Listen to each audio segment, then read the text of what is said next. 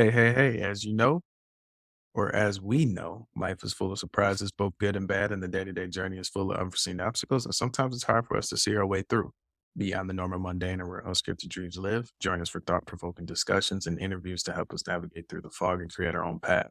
We are the Unscripted Dream Podcast, operating outside the margins to motivate and inspire our audience.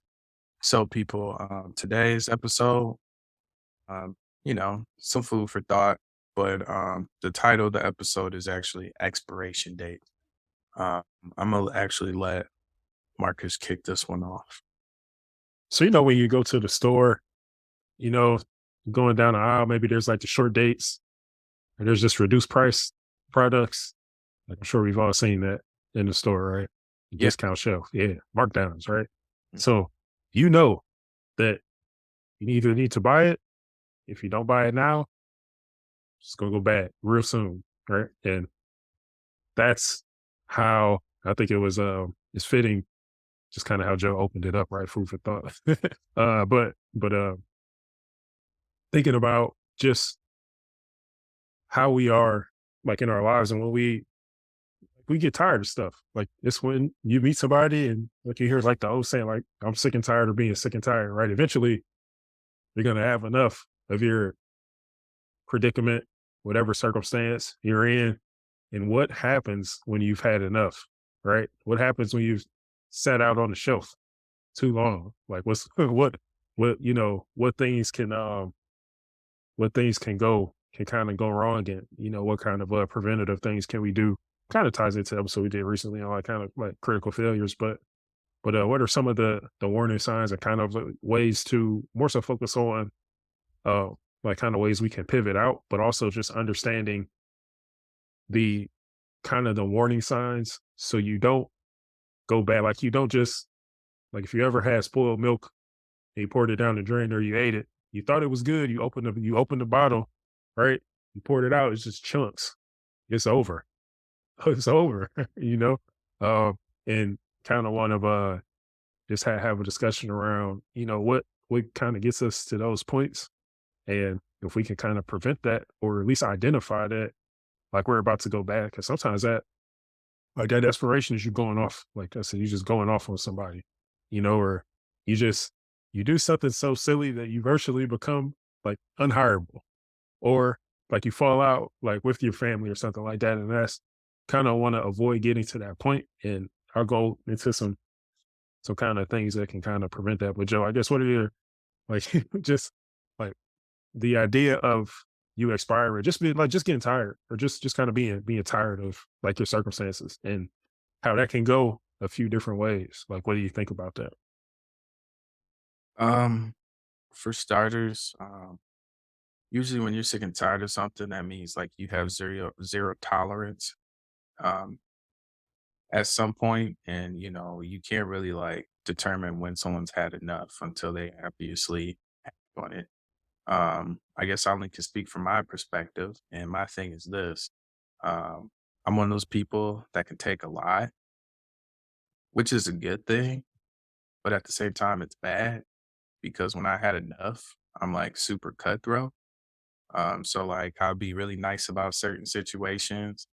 Uh, we can even speak about friendships or relationships where you kind of let people get away with certain things for a while, and because one, it really didn't bother you, but it was just more so less like an annoyance thing. So you kind of just let it go because it's just really worth my time type of thing. And then when you're like really done or you come to a point where like that relationship with that person runs its course, you know, um, that's where I kind of like turn on a different, I shift gears. And it's not like I'm disrespectful with it or anything like that, but it's very noticeable about my approach, about how I handle those type of things.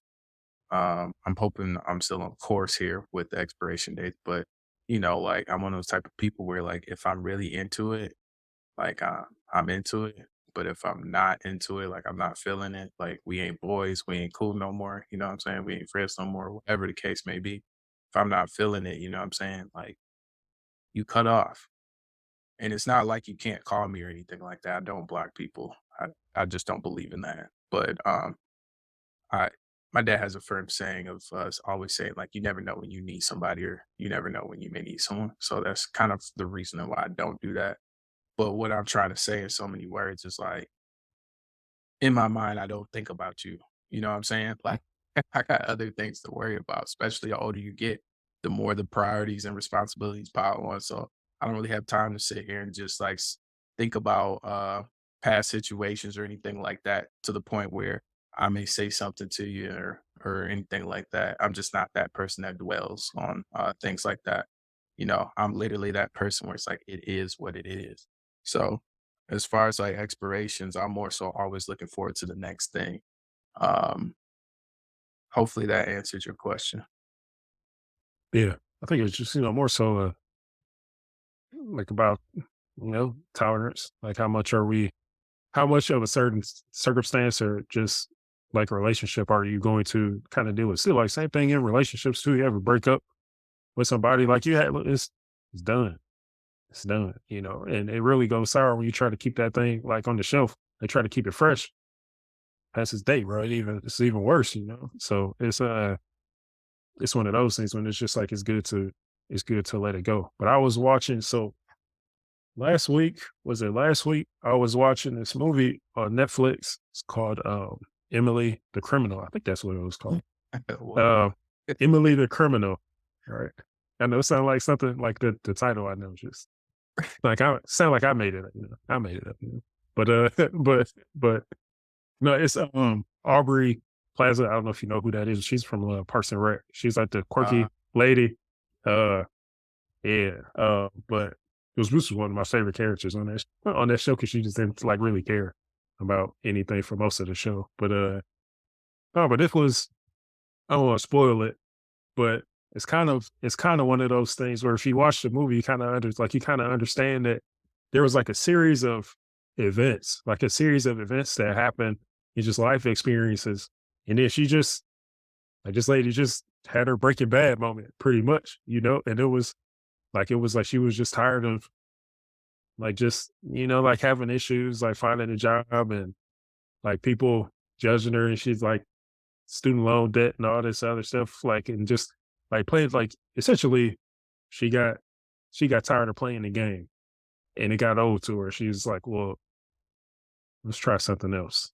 So I don't think I spoiled it. I don't think I spoiled it. But I mean it is, let's say it's Emily the Criminal, so there's be some criminal actions in it. But but no, I think but when I watched this movie, it was like, like sometimes we can have like sometimes we just get dealt a bad hand. And it's like when you get I think for some of us, it's like one bad decision can like really set you back. And that one decision, like it's real difficult to kind of overcome that. And it's really hard to get like just to kind of get back. And it's like exhausting. Um, just exhausting trying to like do the right thing and follow the rules and go about things the right way, try to work yourself up the ladder and all this other stuff. And, all the things that kind of go with just moving up in the world, right? It can just, things can kind of work against you. And then it's like, well, eventually some people you get to a point to where it's like, well, you done all the right things and you try to do what's right. Like you're showing up, you're making an effort, but it doesn't seem to be good enough. And then at that point, it's like, well, if this is not going to pay, like, well, I'm just going to go do something else. Right? Because being good, it seems like doing what's right or following the rules doesn't pay. So it's time to try something else. And it's one of those things where you see these stories, like you see these stories, and you're like, man, this was like a good person, you thought, right? And they did something like crazy. You don't quite understand like why, like it doesn't make sense as to why somebody would do it. But it's also one of those things where it's like, well, I mean, I think they had enough, but they had enough of playing one game, so they decided to play another one, and that was the outcome. And I think that's kind of just reality. Is you just can kind of get fed up. You get fed up when you see, especially when you see other people who are doing dishonest things, and they're getting ahead too. Like, and it's like, well, That's how you get caught up. so, but it's kind of one of those situations. But Joe, you have anything to add? Nah, man. Um, just when I think of like the whole idea of like expiration dates is like sometimes people just don't know when to quit. Think that's the whole point of this whole episode for me, anyways. Marcus, feel free to chime in if you disagree. But when it comes to expiration dates, man, I feel like people lack a discernment on when to move on or move forward versus when to like keep basically continue doing what you're doing. I know I had a conversation with one of my elders about some of the youth in my family, and they're really concerned about the youth in my family because they're basically following the footsteps of other elders in our family, as well as how they live, how they take care of themselves, lifestyle. And as an elder, of course, that's your job. Like you foresee what's happening because you saw it with a person that was right along your generation, or right above you, however you want to do. You know what I'm saying? I'm trying to be tricky with my wordplay here.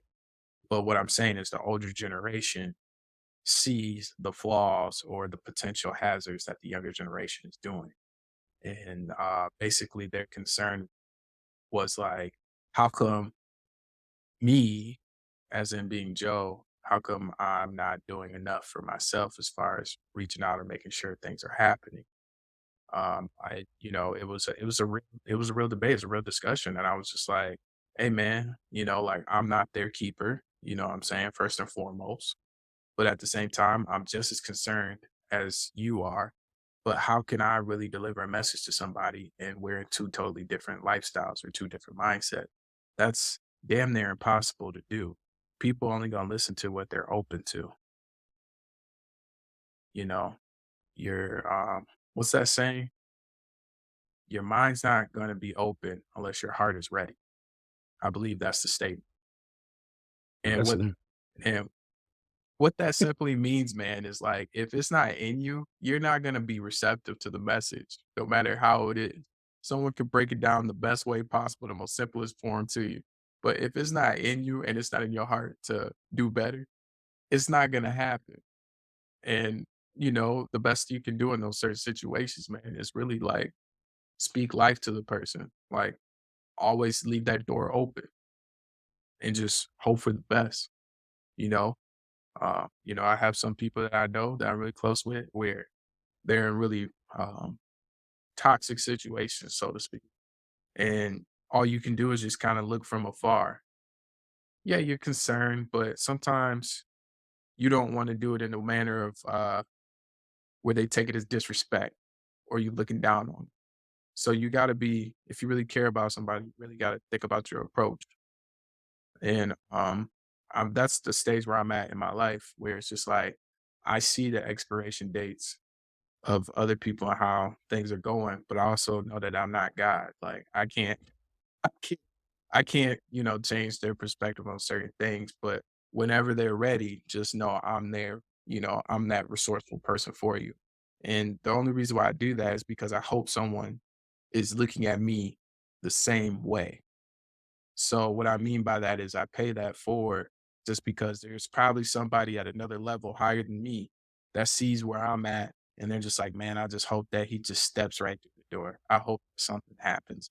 And sometimes the only way you can really do that, man, is literally you have to come to agreement with yourself and your life circumstance, man. You really have to like wait for that whole process fulfills itself, whatever that may look like. Like I had to go through the whole process of restarting my whole career over, not necessarily leaving completely out of my field, but I had to start my career over just because there wasn't much opportunity out there for me. And what I mean by that is you kind of had to let all of that run its course for me to really like win again in life. So there were some people that had those doors open for me, but they also knew that I had to build myself back up in order to really like get to that point. So that's all I'm saying, man. Like sometimes you see people where they are or whatnot, but sometimes they have to meet you where you're at so you can continue to uplift them or bring them up to where you are.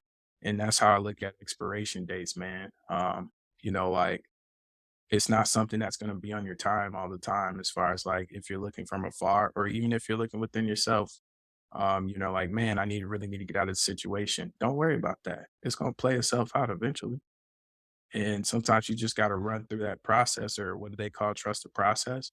And then eventually you get there. So quickly, Joe, you kind of hinted at it.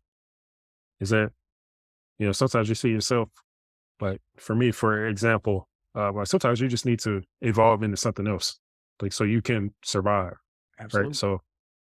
So I learned about 5 years ago that I wasn't going to survive 20, 25 years of being a like W-2 employee. It's not happening.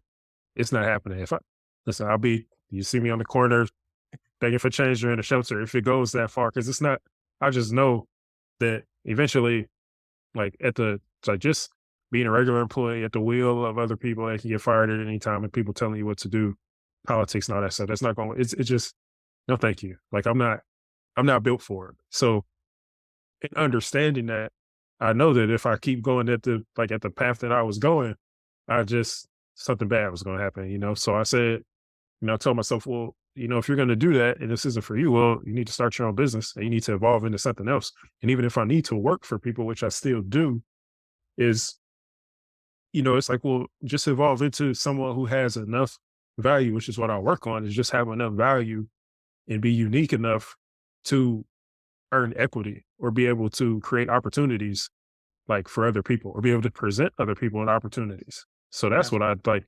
That's what I work on, and it's one of the things that, yes, I would like to retire and walk away in like 3, 4 years. That'd be great. And that is the goal. Like, and nothing changed, but it's one of those things where I see the reality of what happens if I continue to be just pure W-2 employee. I know that does not end well. That ends with me. It doesn't end well. Like I have some sort of issue. Like I'll go, that's a dark path for me. And I don't want that. So for me, I just said, well, let's just grow and be something else. Like build your business, have these failures, continue to do what you're doing, continue to grow, continue to educate yourself, look at trends, look at what's coming, grow your skill set, stay productive, all right? And don't get comfortable. That's key too. That's probably one of the most important things. It's Uh, definitely top three. don't get comfortable, stay focused. But understanding that if you're someone who struggles, just saying like if you're someone who struggles with something and you have it in your power and you can see, like I can see the train wreck, like I see it of what happens to me. But there's another reality where I work, I create, I've created greater value proposition for myself. I just increase my level of value to where I can approach somebody and earn equity in the business. Like that's what I want. I want ownership. But to have ownership, you have to have something to offer. You have to be able to like create something. So you can't just say, "Oh, I want to retire. I want this. Like I want to be free. I want equity." Like what do you bring to the table? I'm working on bringing something to the table. Like that's what I do every day. So it's one of the because the alternative is that I keep working these jobs and that's a dark road for me. So I don't want to go there. Right. But we have the power. What I was just trying to the message I'm trying to send with that is that if there's a circumstance that you're not happy with, you have the power to work. If you can see that your patience is wearing thin, like you're in a relationship with whoever and it's not working out for you, and you can see like, yeah, this is gonna crash and burn. Like start to like try to switch lanes and start trying to like hit that corner so you can get out of there. But you kind of have to just see where you're at and make the right decisions and get hopefully you have access to wise counsel as well. It's But very important, man. but Yeah. yeah, you don't want to become if you can avoid crashing the train, like then do what you need to do. But just stay proactive and understand that we have a lot more control than what we think. And it's okay to use fear as motivation. That's okay. And everything has to be like happy go lucky. This is great. Gratitude. No, you could be scared of a reality, and that's enough to keep you going. So That's what works for me most days. But Well, hey man, I only got one more thing to end with that, man. I mean, you can have the floor. But all I'm saying, man, is basically to piggyback off of what I've been talking about with all that detail where I went on a rant or whatnot. And what you literally just said, you just pieced my last statement or my last piece that I was saying. And all I'm saying is if you haven't put in the work to alleviate it, you have officially accepted where you are. So I don't want to hear nothing about expiration dates or you're sick and tired of certain things. If you haven't put in the work to alleviate it, you have officially accepted where you are. All right. Well, I guess we'll continue this on another episode later. Gapstone.